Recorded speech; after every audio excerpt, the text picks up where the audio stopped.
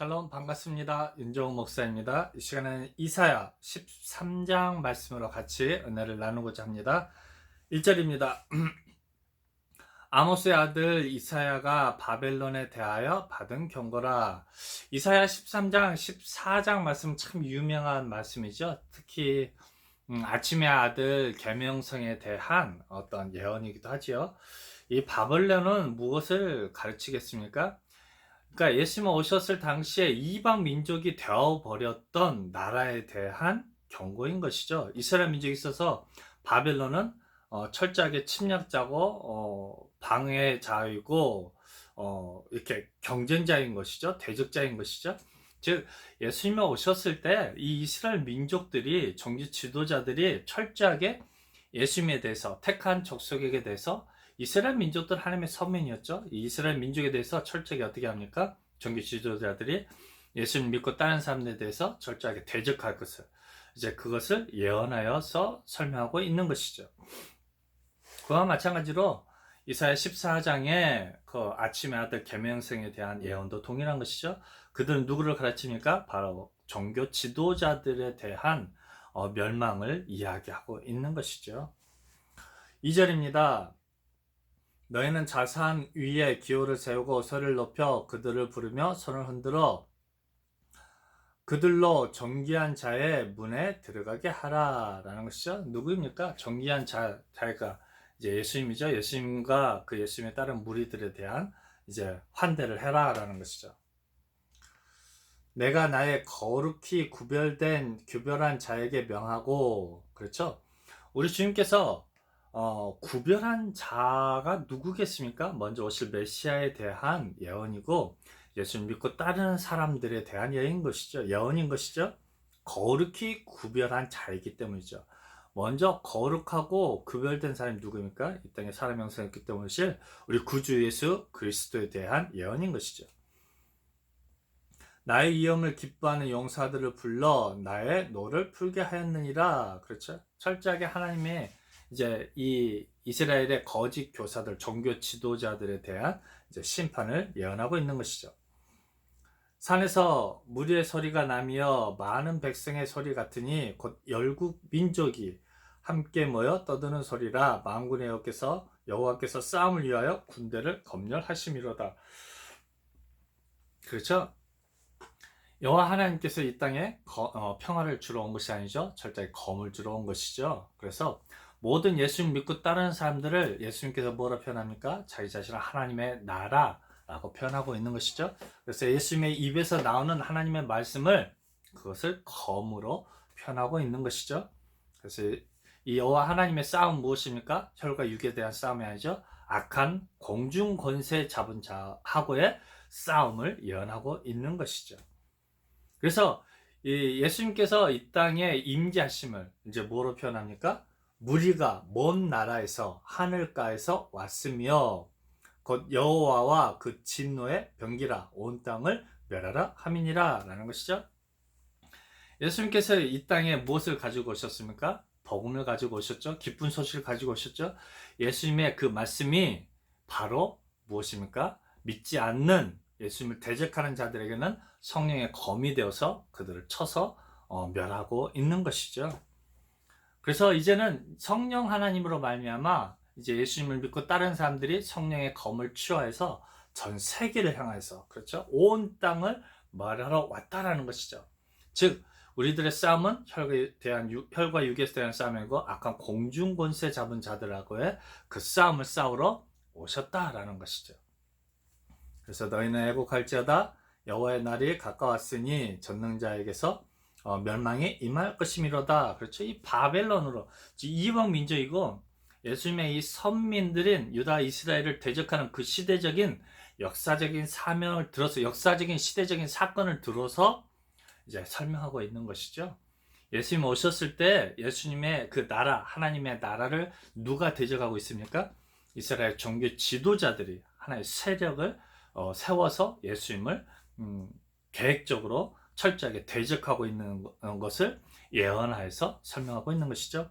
즉 구약 시대의 시대적인 역사적인 사건을 들어서 예수님이 오셨을 때도 동일하게 그와 같은 사건들이 일어날 것을 예언하고 있는 것이죠. 그러므로 모든 손이 피곤하며 각 사람의 마음이 녹을 것이라. 그들의 손이 피곤하죠. 이스라엘 민족들이 계속해서 행했던 그 노력했던 그 손의 수고가 무엇이었습니까? 종교 제도인 것이죠. 율법을 행하고 종교 제도, 즉 예배 제사 제도를 통해서 그들이 죄상을 받았던 것들이 이제는 어떻게 됩니까? 이제 의미가 없어져 버린 것이죠. 왜냐하면 예수님께서 이 땅에 오심으로 말미암아서 이제 그런 것들이 이제 오히려 우상 신에게 섬기는 예수님의 나라에서 제외된 이방 족속이 되어버린 것이죠. 즉 바벨론이 되어서 예수님과 그 믿고 따르는 예수님의 나라에 속한 사람들을 대적하고 있는 것이죠. 이제 케이스가 바벨론인 것이죠. 이 바벨론이라는 나라는 이제 요한계시록에까지도 사용되는 철저하게 예수님을 대적하는, 예수님의 무리를 대적하는 그런 나라로 설명하고 있는 것이죠. 8절이요. 그들이 놀라며 괴로움과 슬픔에 잡혀서 임산한 여자같이 고통하며 서로 보고 놀라며 얼굴은 불 것 같으리이다. 괴로움과 슬픔에 잠기죠. 왜요? 그들에게는 이제 더 이상의 죄사함이 없기 때문에 이제 그들이 어떻게 됩니까? 이제 괴로움과 슬픔에 잠길 수밖에 없다라는 것이죠. 이 바벨론 민족들이 전쟁으로 이 이스라엘 유다와 이스라엘 민족들을 쳐서 이제 전복시킬 때 얼마나 많은 두려움과 괴로움이 있겠습니까? 구하여 속할 사람이 없기 때문이죠. 그래서 여자같이 고통하며 서로 보고 놀라며 얼굴은 불꽃 같다라는 것이죠. 그렇죠? 그들에게는 이제 더 이상 죄사함이 없기 때문에 놀람과 슬픔과 그렇죠, 괴로움이 가득하니까 서로 보면서 놀랄 수밖에 없는 것이죠. 그래서 9절에 또 다시 정확하게 설명하고 있습니다. 여호와의 날, 여호와의 날, 곧 잔혹히 분냄과 맹렬히 노하는 날이 임하여 땅을 황무케 하며 그 중에서 죄인을 멸하리니. 그렇죠. 예수님 오심으로 말미암아서 그들이 수고하면서 손을 놀리죠. 지금 보시면 열심히 일하면은 밭에서 소산이 생기는데 그들이 이제 신앙의 일을 열심히 하지만은 더 이상 거기는 소산이 없으니까 어떻게 되어버렸다는 것입니까? 황무케 되어버렸다라는 것이죠. 그들의 율법과 제사 제도로는 더 이상 구원을 받을 수가 없다라는 것이죠. 그래서 그 중에 죄인을 예수 믿고 따르는 사람은 뭐로 표현합니까? 의인이라고 표현하고 예수 믿지 않는 사람들은 이제 그 세력들을 어둠의 즉 빛의 천사로 가장한 거짓 교사의 가르침에 유대 종교 지도자의 가르침에 이제 빠진 사람들은 무엇이 되어버렸습니까? 죄인이 되어버렸던 것이죠. 그래서 하늘의 별들과 별떨기가 그 빛을 내지 아니하며 해가 돋아도 어두우며 달이 그 빛을 비치지 아니하는 것이리로다. 그렇죠? 이 유대 종교가 이제 더 이상 빛의 역할을 감당할 수 없다라는 것이죠. 이 유대 종교는 더 이상 그 빛을 비추는 그런 하나님의 역사가 일어나지 않는다라는 것이죠. 그래서 이 종교 지도자들이 왕 같은 족속이 되어서 우리 주님의 말씀을 대변하였으며 그 빛을 선포했는데 이제는 그 빛을 내지 못하였다라는 것이죠. 해가 돋아도 어두우며 달이 그 빛을 비치지 아니할 것이라. 그렇죠? 그 빛을 비치지 않는다라는 것이죠. 그들의 이 종교 제도로는 더 이상 죄상을 받을 수가 없다라는 것이죠. 그래서 이제는 빛이 있으나 마나라는 것이죠. 그 율법과 제사 제도가 이제는 있으나 마나 그렇게 되어버렸다라는 것이죠. 왜요? 예수님께서 이 땅에 오셨기 때문이죠. 그것을 뭘로 표현합니까? 여호와의 날이라고 표현하고 있는 것이죠. 즉 하나님의 뜻이 이 땅 위에서 이루어지는 날이라 할 것입니다. 11절이요. 내가 세상의 악과 악인의 죄를 벌하며 교만한 자의 오만을 끊으며 강포한 자의 거만을 낮출 것이며. 그렇죠? 강포하고 오만한 자들은 누구입니까? 이 종교 지도자들이 거짓 교사들이 예수님께 대하여서 강포히 행했으며 오만했으며 교만히 행했던 것이죠. 내가 하나님이냐 오면서 시험을 내리고 너는 정말 오만한 자다, 참난된 자다 라고 이야기했던 것이죠. 그래서 그들의 교만과 거만을 철저하게 낮춰버렸던 것이죠. 하나님께서 그들을 율법과 제사 제도를 통하여서 그들을 높여주셨죠. 그래서 그들로 말미암아서 이 백성들을 대신해서 하나님께 대신 구하여 속하는 그런 일들을 했던 이들이 이제는 그들의 그런 교만과 강포함을 이제 그들을 낮춰버렸다라는 것이죠.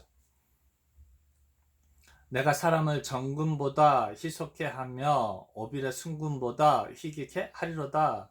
이제 사람을 어떻게 만들어 버렸습니까? 예수님께 이 땅에 오셔서 그들로 하여금 이제 더 정결케 하고 예수님으로 말미암아서 정금같이 단련되어져서 나오게 만들었던 것이죠.